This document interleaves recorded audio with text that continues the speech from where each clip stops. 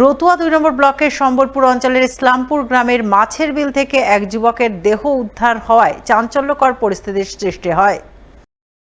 জানা গেছে, মৃত ব্যক্তির নাম আক্তারুল হক, বাড়ি সম্বলপুর অঞ্চলের সম্বলপুর গ্রামে, বয়স ৩৫ বছর। আক্তারুল হকের পরিবারের কাছ থেকে জানা যায়, গতকাল সন্ধ্যায় আক্তারুল হক তার বন্ধুদের সাথে ইসলামপুর গ্রামে কাবাডি খেলা দেখতে গিয়েছিল। রাতে সে আর বাড়ি ফেরেনি। অনেক খোঁজাখুঁজির পরেও তার কোনো খোঁজ মেলেনি এবং তারপর তারা পুকুরিয়া থানায় মিসিং ডায়েরি করে। অবশেষে দুপুর ১টায় ইসলামপুর বিলে মাছ ধরতে যাওয়ার সময় কয়েকজন যুবক দেখতে পায় যে দেহ ভাসছে। এই ঘটনা চাউর হতেই দেহটিকে শনাক্ত করলে জানা যায় যে দেহটি আক্তারুল হকের। খবর দেওয়া হয় তার পরিবার ও পুলিশে। পুলিশ এসে দেহটিকে উদ্ধার করে ও ময়নাতদন্তে পাঠিয়ে পুরো ঘটনার তদন্ত শুরু করে। মারা গেছেন যিনি, ওর নাম হচ্ছে আশরাফুল ইসলাম, আব্দুল মাজিদের ছেলে, ইসলামপুর গ্রামে। সে চায়ের মিষ্টির দোকান আছে সম্বলপুর পেট্রোল পাম্পের পাশে। দোকান থেকে কোনো লোক ডেকে নিয়ে গেছে। তারপরে কাবাডি খেলা চলছিল এবং রাত ১১টা সাড়ে ১১টা নাগাদ তার বাবার সাথে কথা হয়েছে। তারপরে কন্ট্যাক্ট নেই, সুইচ অফ মোবাইলে। সকালবেলা ওর বড় দাদা আমাকে ফোন করে যে এটা জানেন যে থানা থেকে ধরে নিয়ে গেছে বা কোথাও থেকে কিছু ব্যাপার আছে নাকি। আমি সকালবেলা থানাতে জানি তাদের আক্তারুল নামে কোনো ছেলে নেই এবং তারা খোঁজাখুঁজি করে, খোঁজাখুঁজি না করে পেয়ে ওরা থানাতে যায় এবং কমপ্লেন করে। কমপ্লেন করার পরেই খবর পায় যে ডেড বডি পাওয়া গেছে কামডালি বিলে। এটা ভালোভাবে যাচ করা হোক এবং সেইভাবে তাকে ফাঁসির আমরা আবেদন করছি। বিদ্যুতের নতুন ট্রান্সফরমার বসানোকে কেন্দ্র করে এলাকার দুই পাড়ার মধ্যে গন্ডগোল বেঁধে যায়। এক পক্ষের দাবি, আমরা আমাদের এলাকায় ট্রান্সফরমার বসাতে দেব না, এবং অন্য পক্ষের দাবি ট্রান্সফরমার যেখানেই হোক বসাতেই হবে, কারণ ফেরত পাঠানো যাবে না। এই নিয়ে ঝামেলার সৃষ্টি হয় দুই পক্ষের মধ্যে। এক পক্ষের দাবি, আমরা আমাদের এলাকায় ট্রান্সফরমার বসাতে দেব না, এবং অন্য পক্ষের দাবি ট্রান্সফরমার যেখানেই হোক না কেন বসাতেই হবে, কারণ ফেরত পাঠানো যাবে না। এই নিয়ে ঝামেলার সৃষ্টি হয়।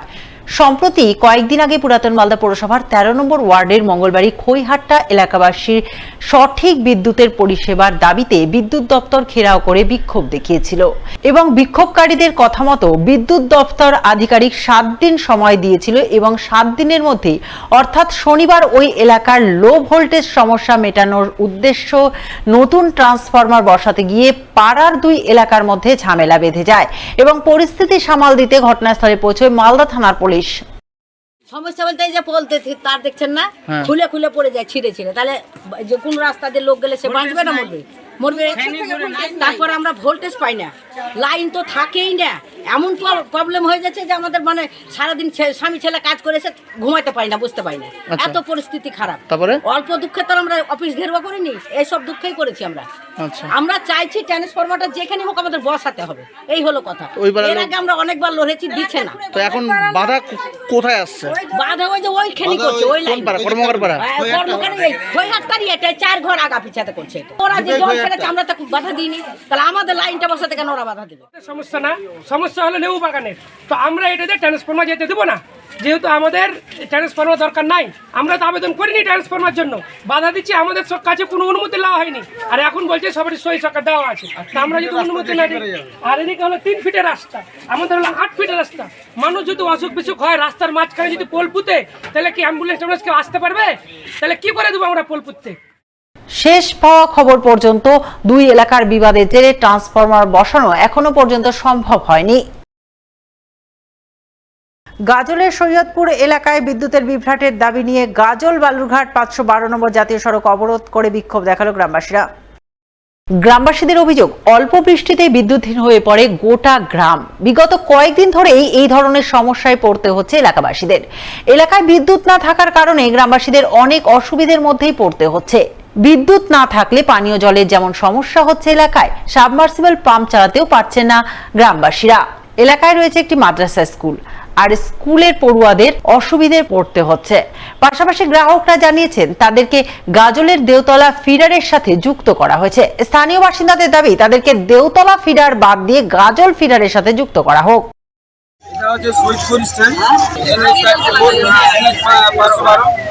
এখানে আমরা দীর্ঘদিন ধরে গত বছর আমরা এইভাবে একটা পথ অবরোধ করেছিলাম। তারপরে আইসি সাহেব আমাদের বললেন যে একটা অ্যাপ্লিকেশন দেন, আমরা এটা দেখছি গাজল ফিডারের সাথে যুক্ত করার ব্যবস্থা করছি। যেহেতু এই লাইনটা আগে আমাদের গাজল ফিডারের সাথেই যুক্ত ছিল, এর 1 বছর পার হয়ে যাওয়ার পরও আমাদের কোনো সুরা হয়নি। এবার মাঝে মধ্যে একটু মেঘ দেখা গেলেই, যে কোনো কিছু হলেই একটু বাতাস দিলেই কারেন্ট অফ। 3 ঘন্টা 4 ঘন্টা 5 ঘন্টা ইলেকট্রিক অফিসে ফোন করলে ফোন হয় না, ফোন উঠিয়ে রেখে দিচ্ছে, কোনো কথাই মানে কর্ণপাতই করছে না। এই জন্য আমরা বর্তমানে পথ অবরোধ করেছি গ্রামবাসী মিলে। আমাদের ছাত্রছাত্রীগুলা বর্তমানে 2 দিন ধরে ভাত রান্না হয়নি, খেতে পাইনি, জল নাই। আমরা বর্তমানে গাজল ফিডারের সাথে লাইনটাকে যুক্ত করার জন্য আবেদন করছি, এটাই আমাদের দাবি। না করলে আমরা এরপরে আরো বৃহত্তর আন্দোলনে নামতে বাধ্য হব।